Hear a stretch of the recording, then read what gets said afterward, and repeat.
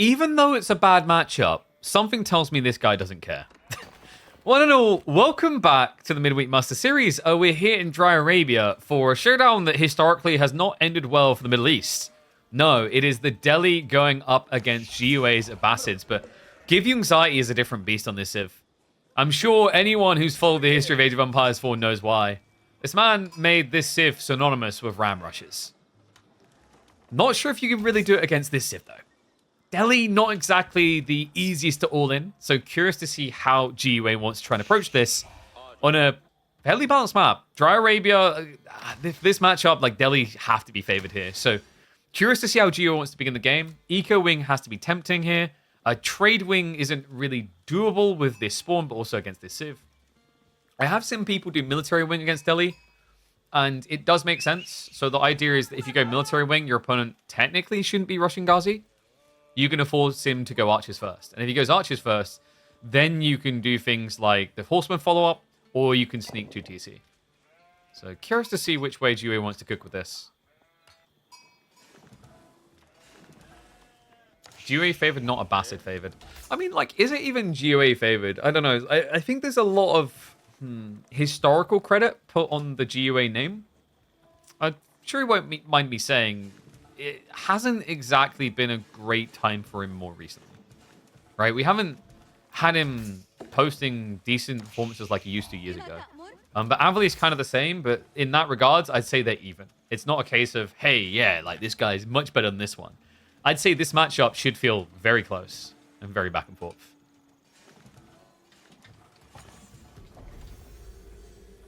So, Dome of Faith to begin with, and it is going to be the Military Wing. So, usually, guys, the way that you play this as Abbasids, as we said, is you'll either go for your Greed, which is 2 TC, or you go with the Ponies.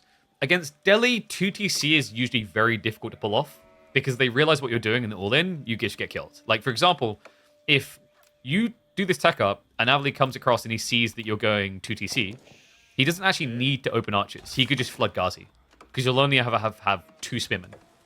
And that means he can then rush the second TC. So yeah, this is a very important detail at the beginning, where the scout's going to be. Check their seeding, 16 and 17. There you go, guys. Literally, this is, by seeding logic, the closest matchup of the first round.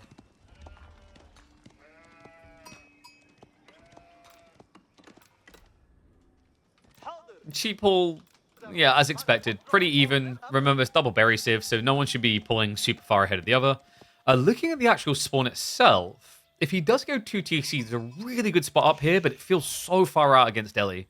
The berries and the deer is kind of crazy in this area. For Avali, he got double deer back, which is insane for Delhi, because you don't need to rush towards that pro scouts. It's organically going to happen, and when it does, you have the ability to pull all that food back with just 1 or 2 scouts.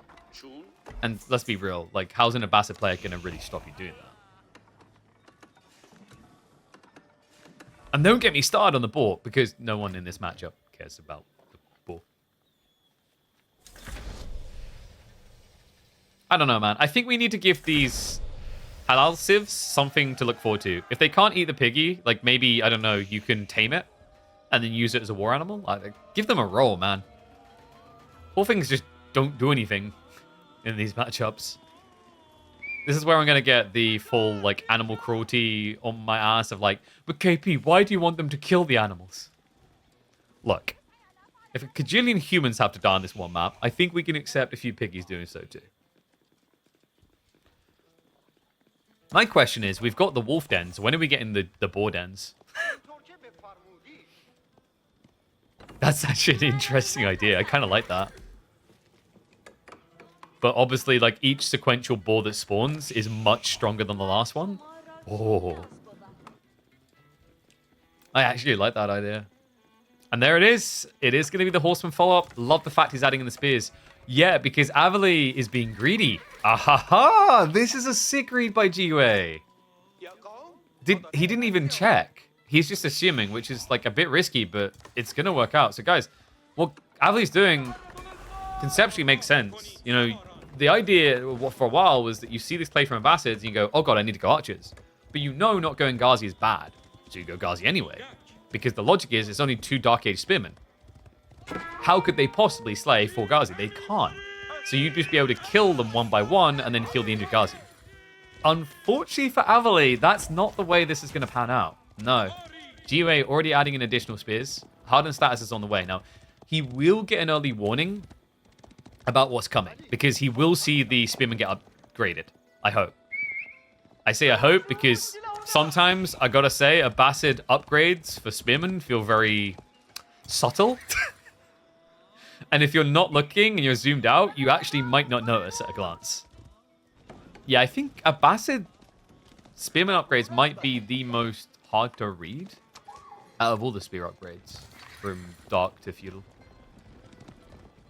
So that's pretty important, because if he doesn't realize it, I mean, he'll realize if there's more than 2 spears, right? That's the important thing.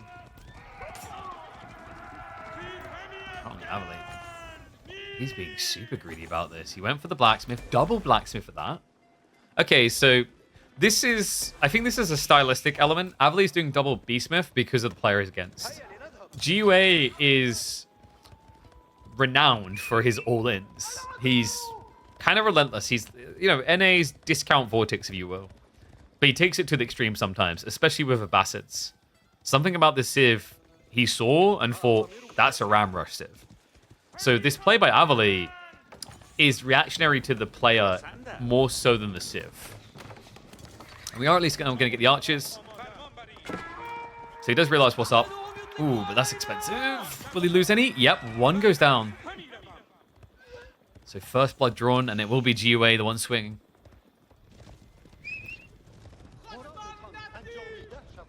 Oh, you can tell he got upgraded because he got a hat? Well, yeah, because like when I'm zoomed out, I'm definitely noticing this slightly different hat. He has a hat in Dark Age as well. What do you mean? It's just like a square circular. I don't know what they're called. It's like flat on top and then circular.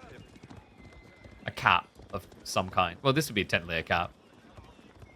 You ever realize they look like they basically just stole an acorn from the world's largest squirrel? Anyway. This is where I'm going to discover I've deeply offended some tradition in the Middle East that I didn't realize existed.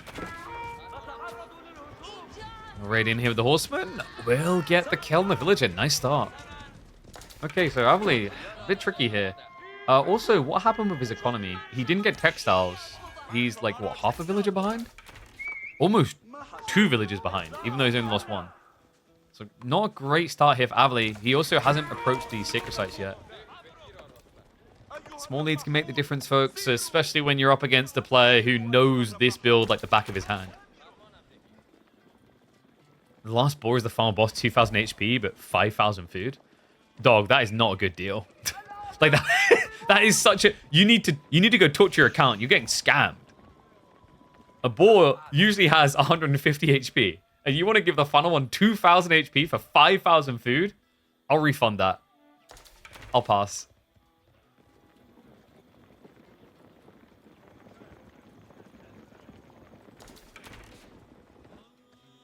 Okay, so GUA's actually being quite well-tempered about this. Yeah, this is actually really well played by him. Reformed give you anxiety? Usually by now, his ass is so deep in the base, he might as well be the deli. But this is a tempered form. He will A-click in a little bit. Does get the poke. Another kill. Worth it. He doesn't get the final strike. Oh, that's unfortunate. I think GUA could have got away with killing 1 horseman for the kill. 2 horseman deaths to get 1 villager, I think, is okay. Needs to be careful of reinforcements being intercepted like this, though. Let's actually keep the spear alive. But notice what he was doing. GUA, that was very ballsy the way he played that. That widespread was blocking any sort of maneuver by the deli onto the sacred sites. Navli. Oh, the greatest of stare downs here. 2 villagers just not moving. I think Avali... Is he aware they're AFK now? This is rough for Avali, actually. Like, the gold harass is pretty annoying because in this game, he hasn't touched a sacred site. So although he's got 7 scholars, that's been due to the mining camp activities. I think, yeah, he just pulled them away now. So confident he can take a sacred site. No surprise either. 10 Ghazi makes you feel pretty strong. That's a dirty little wall. I love that. Avali's trying to be big brain about this because he's up against mass melee. So he's stopping him from swarming him. Oh, that is sick. And also, yeah, yo, this is crazy. The archers now, if you run forward the spearman, he can go around the other side. So Give You Anxiety cannot actually chase him. It's impossible to chase him because of this wall. That's a sick play by Avali.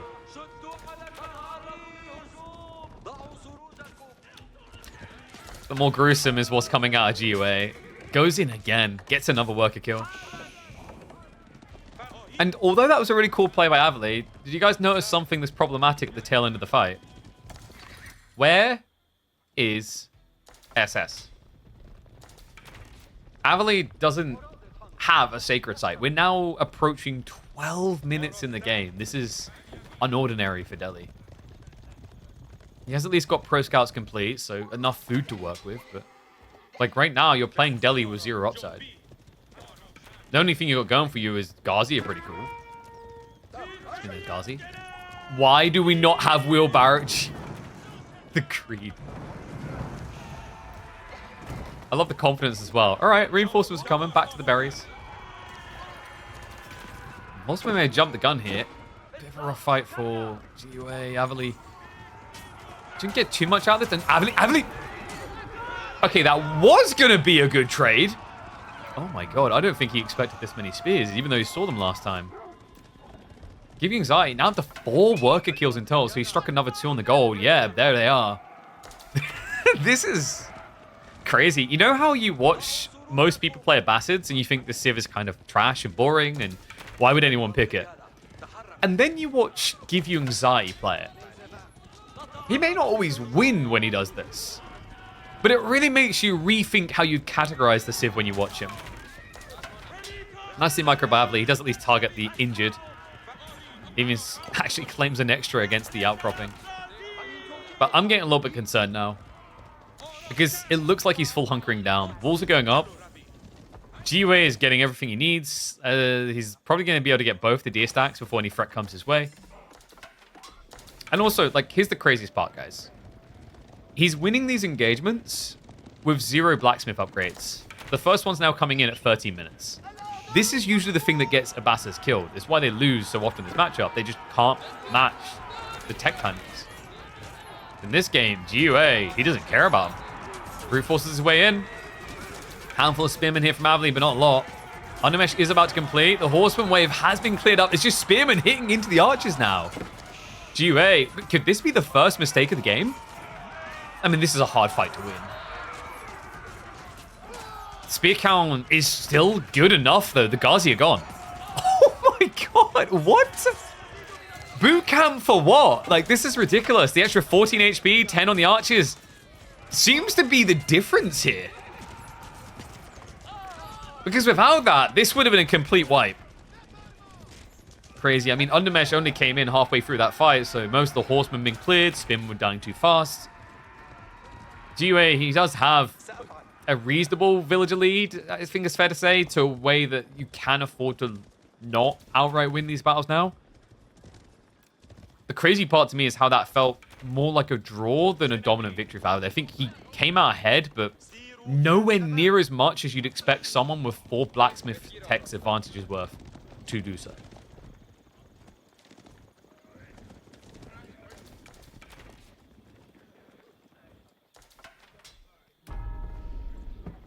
Finally, now, with that victory, for the first time in this game, Avali is able to claim a sacred site. It took long enough.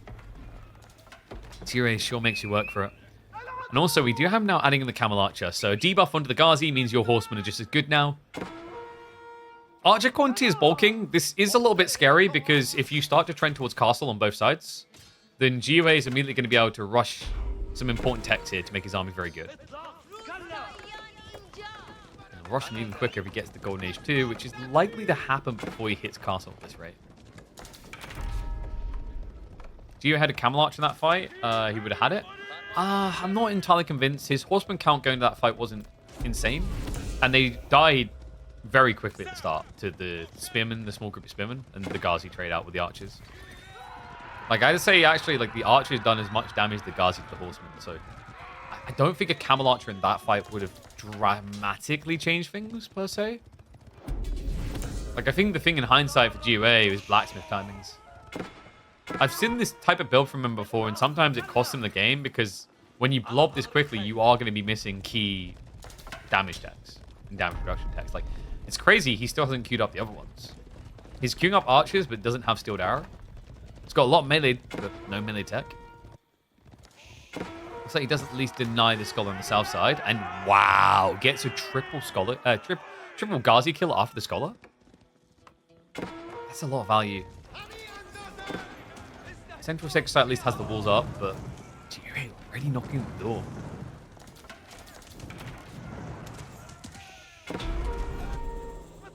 Yeah, at least got no one being captured. Abbasid, it feels like he's not going to be able to maintain more than one Sacred Site on average.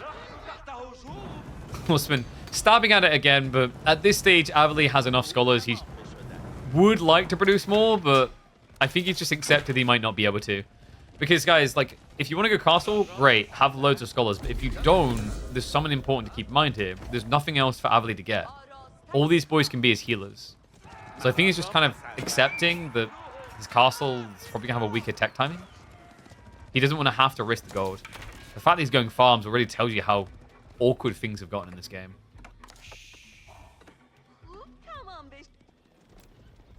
GUA now scaling camel archers. How interesting. 1 or 2 makes sense to the debuff, but going up to 3? I guess he's thinking raid. GUA definitely has a funky macro, I'll say that much as well. The amount of food he's got, but the gold just not being touched is crazy. He's got a back gold. It's not like it's risky or anything. But he's basically flowing enough food to get into Castle Age, but the gold is now completely devoid. Yeah, I'm scratching my head a little bit with this build order. If he wants to just blob, then build more production blob quicker, right? Just put the food and wood to work. It feels like he is at the cusp of making the castle choice, but isn't committing. Oh my god, Abbasid no. Abbasid just keeps losing track, man. This is, what, the 3rd time this has happened? We had one in the south just a second ago, and then one earlier, I think, in the north. I'll tell you what, if someone approached me with a salary to be in Abbasid's Delhi army as a Ghazi, I think I'd decline it and ask if I could become a spear, because I'd probably have a longer life expectation. I'd have a lot of blisters on my feet, but at least I'd be living. Poor Ghazi just not getting a chance to, and now GUA, look at the military. Are we really not going to see Castle Age in this game? I mean, with the way that GUA is zerging, he might not have a choice at this rate. He might run out of population.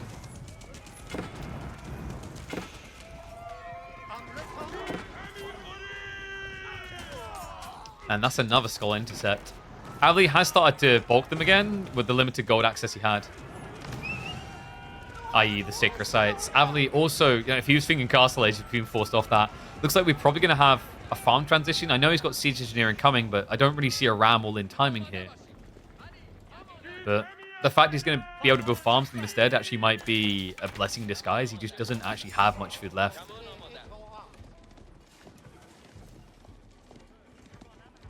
Okay, there we go. Giving Zai is 500 gold. So we finally have the gathering, but he just spent all the food. What? What? Okay, at least he's getting blacksmith tech, so it's fine. Like, I'm glad of that, because it's crazy that we are going to be 20 minutes in this game with almost a quarter of his population into archers, and he doesn't have steeled arrow. That is wild.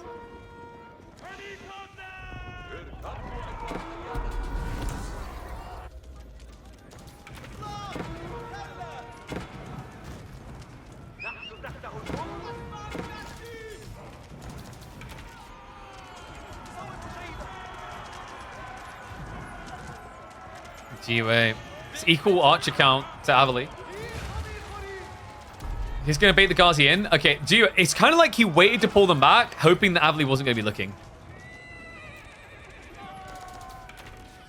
Sacred Sites have been decapped. There is no gold gen right now.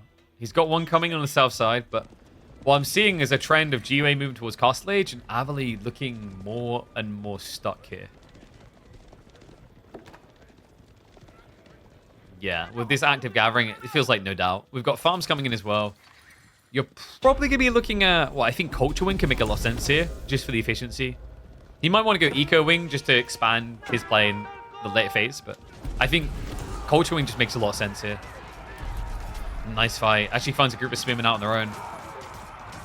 Abbasid just seeming immobile right now, which is crazy for someone who has 22 Ghazi. I guess the fact he's got archers is leaving him a bit scared. We do have Culture Wing now coming in as predicted. Ghazi are going to go for the raid, but the Camel Archer aura there. It's not a lot of space, but it should be good enough because of that camel. Yeah, and Abbasid hesitates. The problem is sometimes having this many horsemen is bad, because now you've got this many, like, you freak out about the idea of committing into anything that has just a small counter against you, if that makes sense. Because it feels like you could just lose a lot. You have to keep in mind when you have this many units, you get clumsy. You trip over each other in a fight. So it's almost like Abbasid would benefit from having 2 groups of 10 Ghazi instead. That's a lot more micro. How's the Abbasid eco so strong? He killed a few workers early on, and then you've got to remember the Golden Age gives 15%. Actually a pretty big booster. And then there's the military trades. Like, I think GWA, for the most in this game, especially early on, done better trades. While blocking out Delhi's economy win condition. Now, Delhi are finally going to be getting those sacred sites, but I think at this stage, Abbasid probably is all too aware of why. Horsemen, in the meantime, have dove into the back. He's idling... Oh my god, that's a lot of farms not working right now. So many ponies. There's a few spearmen starting to arrive, so that will be enough to scare GWA away. And I think this is the point where Abbasid knows what's about to happen. It's too obvious. Your opponent backed away and let you have sacred sites. His horsemen went raiding instead. Considering how big giving Anxiety's army is, there's only one reason he wouldn't want to fight you. Abbasid's going to have to rush, by the way. If he goes for a tech up instead, I think he's dead. It's too big of a disadvantage now. Because composite bows and veterancy could both be on the way. GWA, hilariously enough, instead goes for fitted leather works, the melee armor. Wait, what? And he chooses double mango. Oh, yes. Okay, this makes sense, though. He wants POC first, Preservation of Knowledge, to then discount composite bows. Plus veterancy. Actually, I guess the veterancy you can't really wait on, but you're kind of fine to wait on composite bows. Yeah, because if you have to wait on both those techs, your opponent gets a really big window to attack. GWA is playing a dangerous game with his gold on the back. Abbasid just doesn't know. He doesn't realize how gold hungry GWA's got because he kind of skewed the maths going for the mangoes. Does reveal it now. Bad news for Abbasid, who has committed to the all-in. Spears, Ghazi, archers, climbing in numbers, not in quality. No, when it comes to quality, there is only one beast in this cage. He's about to reveal himself. Goes on the approach. Veterancy just kicked in. This is it. This is the moment where I think Abbasid knows. He's up Craps Creek without the paddle. Horseman jump straight in. Better than the Ghazi now. And the Spearman's so far behind. It doesn't even matter. The counter unit isn't even here, and yet the Ghazi are melting. Give you anxiety. Possibly the only person I trust to just run Abbasids at Delhi like this and out aggro them. And when you look back at this early game, I think people are going to be taking notes because it's not an easy thing to do against the Delhi. Done it so well here. So it feels like we are heading towards a deciding game here, folks. GWA able to strike back in the second with a bloody impressive execution.